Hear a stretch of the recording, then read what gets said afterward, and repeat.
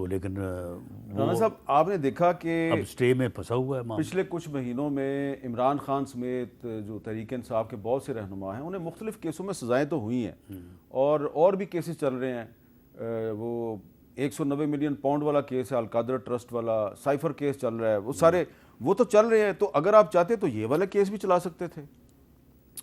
میرا خیال ہے کہ یہ معاملہ اس طرح سے الجھا ہے کہ ایک طرف یہ خیال تھا کہ یہ آرمی ایکٹ کے تحت جرم بنتا ہے اور اس کا ان کا جو ٹرائل ہے وہ ملٹری کورٹ میں ہونا چاہیے، اور بنیادی طور پہ جو لوگ براہ راست ملوث ہیں لاہور کے جو ہے وہ آرمی ہاؤس کو جلانے میں، جی ایچ کیو پہ حملہ کرنے پہ، اور پشاور میں کور کمانڈرز کے گھر پہ اور یونٹ پہ حملہ کرنے کے، وہ لوگ سارے جو ہیں وہ ہیں بھی ادھر ہی، یعنی آرمی ایکٹ کے تحت ہی.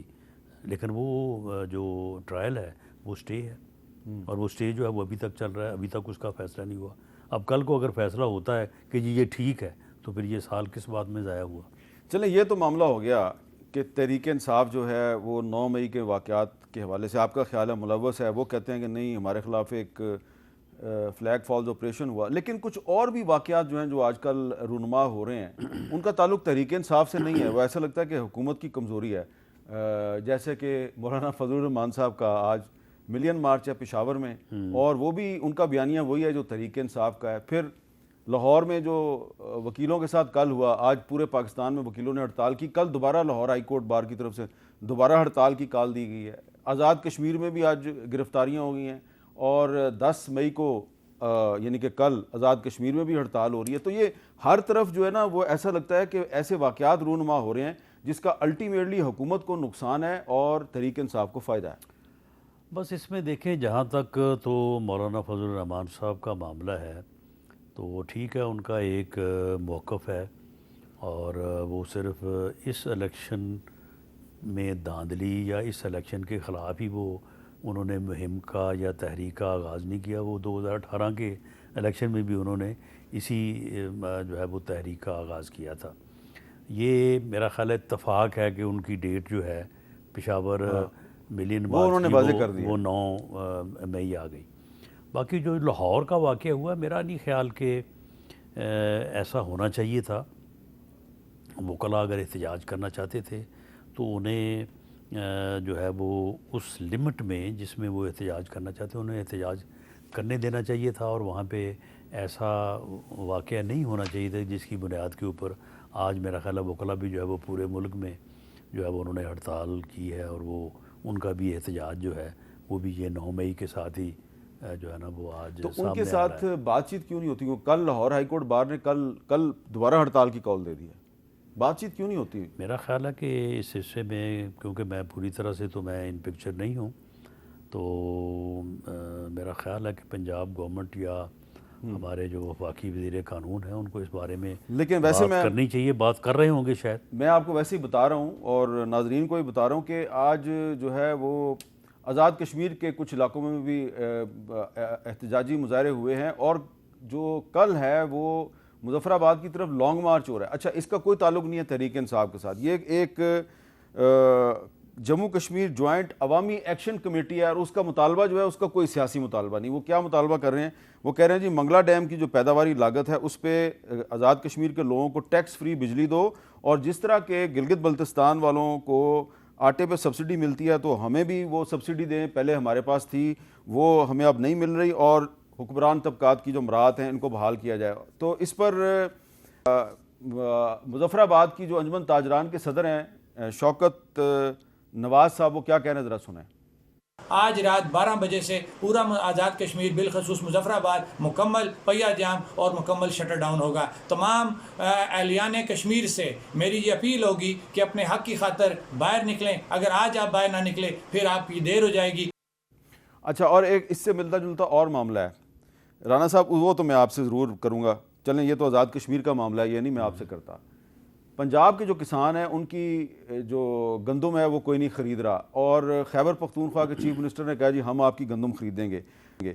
ہم سن رہے تھے کہ پنجاب گورنمنٹ جو ہے وہ اس سلسلے میں کوئی انیشیٹو لے گی، لیکن ابھی تک کوئی انیشیٹو نہیں لیا. کل کو یہ کسان بھی سڑکوں پہ آ جائیں گے تو ایک اور مسئلہ ہو جائے گا. دیکھیں اس میں یہ ہے کہ اس وقت پنجاب حکومت جو ہے وہ کسانوں کے لیے ایک پیکج جو ہے وہ لانے کی تیاری کر رہی ہے، اور جو اس کی ابتدائی معلومات ہیں اس کے مطابق وہ پیکج جو ہے وہ کسانوں کے لیے بہت ہی بینیفیشل ہوگا. اور امید ہے کہ کسان جو ہے نا اس مشکل سے کہ جس میں وہ ہر فصل کے اوپر ہی جو ہے وہ حکومت کے رحم و کرم پہ ہوتے ہیں، ان کو اس سے مکمل جو ہے وہ ریلیف اور آزادی مل جائے گی، اور وہ حکومت سے جو مدد ہے وہ براہ راست لیں گے اور اس سے جو ہے وہ اپنے معاملات کو جو ہے وہ چلائیں گے. تو اس وقت پنجاب گورنمنٹ کا یہ موقف ہے کہ کسان جو ہے وہ تو اپنی گندم بیچ چکا ہے، کیونکہ کسان جو ہے وہ ہولڈنگ پاور اس میں نہیں ہوتی، وہ تو کھیت کھلیان میں اپنی فصل برداشت کرتا ہے اور اس کو فروخت کر دیتا ہے. اب اس وقت ہے مڈل مین کے پاس، آڑھتیے کے پاس. اب اگر گندم جو ہے جو کہ آڑھتیے نے 2700 2800 2900 میں خریدی ہے، تو اب اگر گورنمنٹ خریدے گی تو وہ سارا بینیفٹ جو ہے وہ مڈل مین کو جائے گا، جبکہ مڈل مین جو ہے وہ اس بات کو ڈیزرو نہیں کرتا. تو یہی پیسے جو ہیں یہ وہ کسان پیکج میں عام کسان کے لیے جو ہے وہ خرچ کیے جائیں، نہ کہ مڈل مین کو دیے جائیں. تو یہ موقف ہے پنجاب گورنمنٹ کا، تو اس لیے جو ہے وہ پنجاب گورنمنٹ گندم خریدنے نہیں جا رہی. اچھا، اب آخر میں یہ بتائیں رانا صاحب کہ D G I S P R نے پریس کانفرنس کی، اس میں انہوں نے کہا جی کہ اگر تحریک انصاف والے صدق کے دل سے معافی مانگیں تو معاملات جو ہیں وہ بات چیت کے ذریعے آگے بڑھ سکتے ہیں. تحریک انصاف والے جو ہیں انہوں نے تو بالکل ریجیکٹ کر دیا اس بات کو، اور عمران خان صاحب نے مزید سخت رویہ اختیار کر لیا، اور سوشل میڈیا پر باقاعدہ جو ہے وہ ایک محاذرہی جو ہے وہ نظر آ رہی ہے. یہ جو ایک کنفنٹریشن ہے، ایک محاذرہ ہے، بلکہ کھلم کھلا جنگ شروع ہو گیا ہے ایک پولیٹیکل پارٹی اور افواج پاکستان کے درمیان. ٹھیک ہے، تحریک انصاف آپ کی سیاسی مخالف ہے، لیکن یہ بطور ایک پاکستانی یہ آپ سوچتے ہیں کہ ہم کدھر جا رہے ہیں؟ دیکھیں، بطور پاکستانی بھی اور ایک سیاسی کارکن کے طور پہ بھی یہ محاذرے پچھلے 10 سال سے جاری ہے. 2014 کے دھرنوں سے لے کے آج 2024 ہے. یہ بندہ اسی بات کے اوپر ہے کہ میں نہ کسی سے بات کروں گا، نہ میں کسی کے ساتھ بیٹھوں گا، نہ میں کسی کو مانوں گا، میں کسی کو نہیں چھوڑوں گا. یہی اس نے 14 سے لے کے 18 تک کیا ہے. اس وقت چلو کہا گیا کہ جی اپوزیشن میں ہے، اس کے بعد جب اس کو مسلط کر دیا گیا اس ملک کے اوپر اور یہ وزیر اعظم بن گیا، وزیر اعظم بننے کے بعد جو اس کے سامنے اپوزیشن تھی، جس میں ہم بھی تھے، پیپلز پارٹی بھی تھی، میرا خیال ہے پہلا یا دوسرا اجلاس تھا جس میں دی دین اپنا اپوزیشن لیڈر میاں شہباز شریف نے کہا، انہوں نے کہا کہ جی ہمارے ساتھ ہوئی تو بڑی زیادتی ہے، آر ٹی ایس بٹھا دیا گیا، یہ ہوا وہ ہوا، لیکن اب آپ وزیر اعظم ہیں، بیٹھیں، ہم آپ کے ساتھ بیٹھ کے جو ہے اس ملک کو جو ہے وہ اس ملک کے معاملات کو ہم بہتر کرنے کے لیے تیار ہیں. اور یہ بات بڑی مشہور ہوئی تھی. بلاول بھٹو زرداری نے کہا عمران خان قدم بڑھاؤ، ہم تمہارے ساتھ ہیں. اس نے اٹھ کے کیا کہا تھا؟ اس نے کہا کہ میں نے تو آپ کو چھوڑنا ہی نہیں ہے، میں نے تو آپ کو جیلوں میں ڈالنا ہے، میں تو آپ کے ساتھ بیٹھ ہی نہیں سکتا. تو یہ اس کا جو رویہ ہے، اس کے متعلق میں پچھلے 2 سال سے یہ کہتا آ رہا ہوں کہ یہ بندہ اس ملک کو کسی حادثے سے دوچار کرے.